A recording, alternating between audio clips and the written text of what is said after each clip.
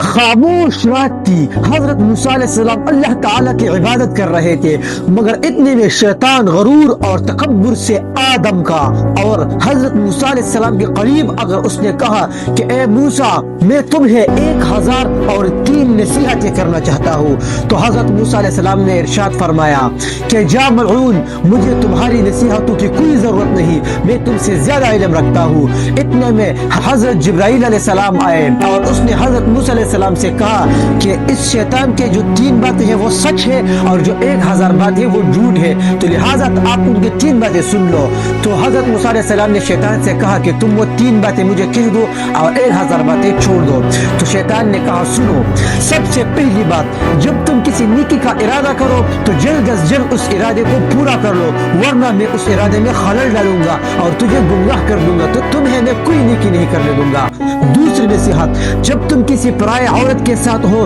تو اپنے جذبات پر قابو رکھو، کبھی بھی غافل نہیں ہونا، ورنہ میں تمہیں بدکاری میں مبتلا کر دوں گا۔ تیسری بات، جب تمہیں غصہ آئے تو تم فوراً اپنی جگہ بدل لو، ورنہ میں تمہیں فساد، لڑائی اور جھگڑوں میں مبتلا کر دوں گا۔